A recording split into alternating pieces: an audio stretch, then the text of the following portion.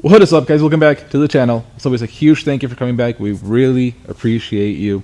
And the first thing we want to say before getting started is Happy New Year's. I know that it's been a little while, a couple weeks late, but yeah, Happy New Year's. Again, hope you guys had a great holiday season with your loved ones. I know that I did. And the reason why I haven't uploaded over the last few weeks is we've just been really busy working. We're trying our hardest to keep up with all of the holiday sales and all that stuff, and like I said, we're really giving it our all. Over the weekend we've done a few coil buckets. We've got these radius arms that are going out this week too, and they are looking freaking amazing. These things, I'm so happy with the way these things turned out. They are freaking beefy, they look really good. I'm super excited to show you guys these things once they're fully put together. They're really cool. We got some track bar brackets, our new drop track bar brackets. Also really happy with those. Those things are beefy. Some radius arm brackets and a cross member. And all of this stuff is going this week. So between Monday and Wednesday, all of this stuff should be shipped out. We've got some boxes already packaged over there. Chairman finished a whole bunch of sway bar brackets. He was working on that track bar bracket, and yeah, just doing our best to try and again, like I said, send all the orders out. And again, just a huge thank you for all the support. Thank you for the patience. I know that it's taken a little while, which is why when I mentioned the sale, the quicker you can jump on it. We only do this a sale once a year, which is Black Friday. So if you want to get a good price, a good deal on our kits, Black Friday is the best time to do it. It's the biggest sale that we have. But when the sale goes live, try to jump on it as quick as possible, because the further out we get, the longer it's going to take. And this year, we are going to try our absolute hardest to have a whole bunch of inventory ready before the sale, because I absolutely hate having long lead times. I hate hanging on to you guys' money for so long. I just don't think it's fair, you know. So we're doing our hardest work. It's Sunday right now, and we worked all week to try and get all these orders out. The biggest thing is we need to get more time with Chairman to weld, but basically, like I said, everything he welds, we ship out during Monday, Tuesday, and Wednesday. And then Thursday and Friday, well, Thursday we spend prepping again for him. But slowly but surely, it's getting there. But a few other things that I want to update you guys on. Between Thanksgiving and New Year's, we had more power added to the shop. As you can see, we've got that 2-inch conduit coming from the outside, goes up the shop, across, and down into that wall over there. And this is actually pretty cool. We've got I believe this is a step down transformer. Essentially, the power that's coming in through here is 408, I believe, or 480 3-phase. This steps it down to 208. So yeah, that's 480. This steps it down to 208 3-phase. So we have another 200 amps of 208 3-phase power coming to this panel, which this should give us plenty of power for whatever we might want to do. If I can open it. So like I said, we've got plenty of spots to do whatever we want over here. And the cool thing about this is that when we moved into the shop, we were under the impression by the people that rented this to us that there was going to be more than enough power for whatever we wanted to do. Turns out there wasn't. There's only like maybe 100 amps going to this unit, if that. And right now, with all the machines that we basically have it pretty close to maxed out. Like, I can't weld and cut at the same time, or I can't like cut and be on the press brake at the same time. So we kind of talked to them about that, and luckily all the wire that we used to install this power was already in basically to the building. not being used. So we came to an agreement to where they were going to purchase the transformer and the panel, and then we were going to pay to get everything installed. And it's basically what they did, which I think is pretty cool, because that was a pretty big expense on their end too. So now we're set up to be able to power whatever we might need in the future, which is awesome, because sometime this year, probably towards the end of the year, there's going to be a big old machine right here that's going to replace the plasma. And okay, I'll let it out. We are wanting to get a laser.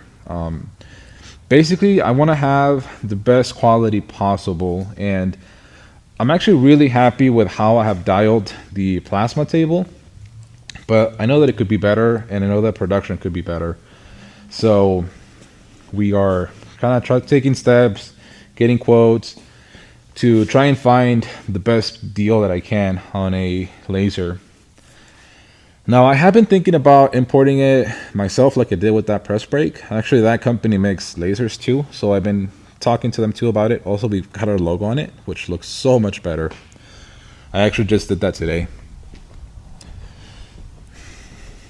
But yeah, check out that big old BDD. I think it looks freaking awesome. Way better than that.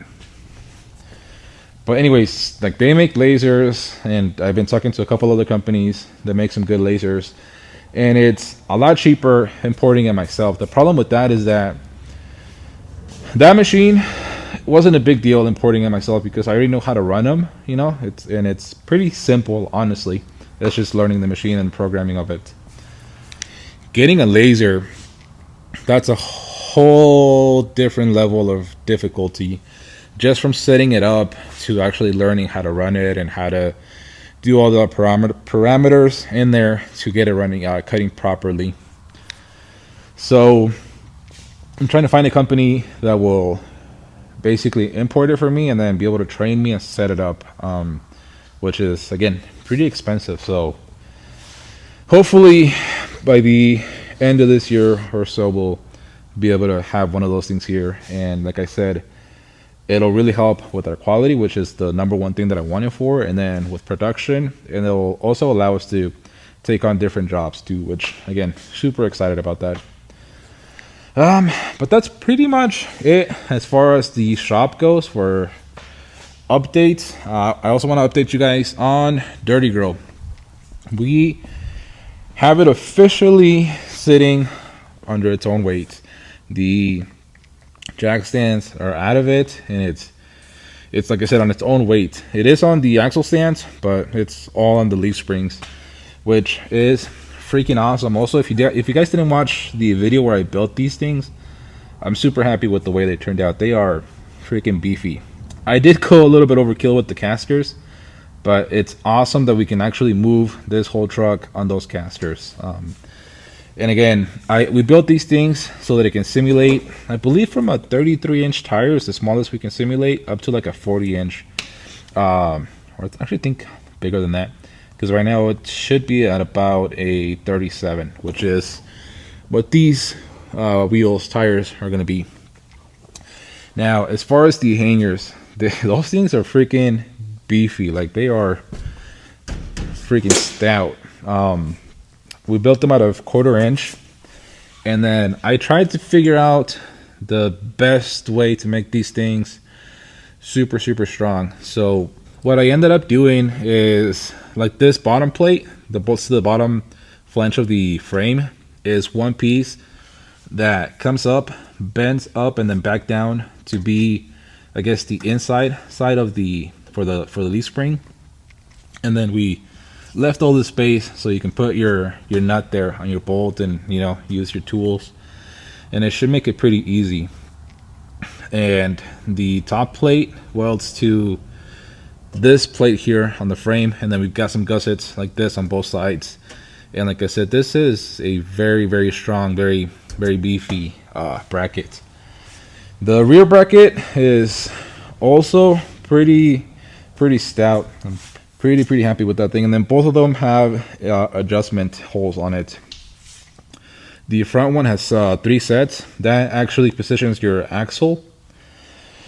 And then the rear also has 3 sets, but that's to position your shackle angle on there.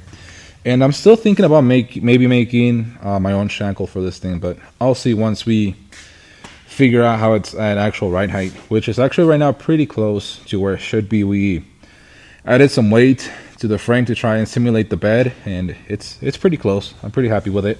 But yeah, same with the pinion angle. That's actually really close to being perfect, which I'm pretty happy with. And again, like I said, this thing is on Devers, so it's at about ride height without any blocks, which should really help with axle wrap and all that stuff.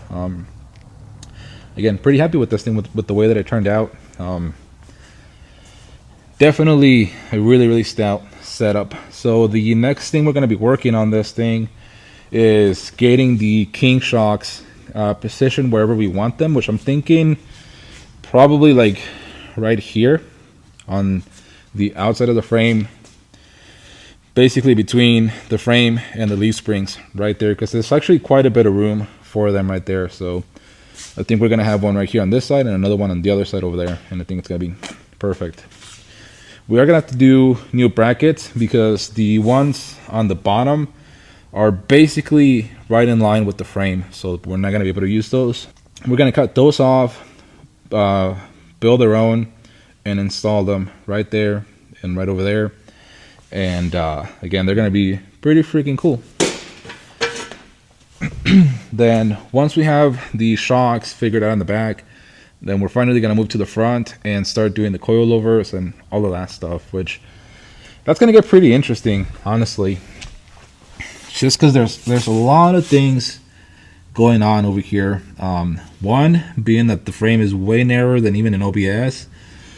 They have, because it's so narrow, they have the gearbox on the outside with the shaft right there. But yeah, we basically have to make the coilovers be able to miss that shaft, and then, you know, position them in a way that they look good, that they look right. But that's going to be in the next couple of weeks. Again, like I said, for now we just got to figure out the rear end of this thing, which, like I said, is pretty much there. And then once we get this thing all figured out, one thing I didn't tell you guys is that in the next couple of weeks we're actually going to be swapping sides with TSW. So for those of you that don't know, I this whole shop, I don't rent it myself, unfortunately. I share it with TSW. And right now he's occupying this side of the shop, and I'm on this one. Now the reason why we want to swap is because with him being on this side, I basically need to have this whole portion of my shop empty, because he pulls trucks in and out basically every day. And again, like I said, I gotta leave this area here clear for him because he needs to come in and out, and that's about 500-600 square feet that I can't use of the shop. Now, the reason why we weren't on this side from the beginning is, again, because of the power issue. We weren't going to be able, it was going to be really expensive to get power all the way back over here. So we kind of decided, while we figure out if we were going to be doing this or not, that I would be over here. So now, thankfully, we got this figured out. We got this power over here. So we're going to be putting the machine, the press brake, right there, and the plasma table right next to it. And then our weld station is going to be on that corner over there. And then trucks will be here and there. So that way we'll be able to utilize this space fully, compared to wasting these like 500-600 square feet of space that we were before. And he'll be able to have his lifts on this side over here and still be able to pull in and out without, you know, basically bothering me. Because like I said, right now, if at the end of the day I gotta move that pallet out of the way, push that table back, and just make sure that it's clear so that you can come in and out. That, plus when he has customers, they have to walk through my entire area to get to his office. So for legal reasons and whatnot, I think it's just way better if all of my stuff is over here, which once we're over here, there's no reason why his customers should be on our side. Again, like I said, a lot of things have happened over the past couple of weeks, and a lot of things are gonna keep happening over the next few weeks, and I'll try my best to keep you guys updated with everything. And yeah, for now, just again, thank you for watching. Again, this is just a little update video. Hopefully next week I'll show you guys video of me actually trying to get those King piggyback shocks installed on the SquareBody. You know, something a little bit more entertaining than me just talking to you guys. But again, like I said, we had quite a bit of things happen that I wanted to update you guys on and just at least post the video. So again, huge thank you. But yeah, guys, leave any comments that you might have down below. Leave a like. Don't forget to subscribe, and we'll see you on the next one.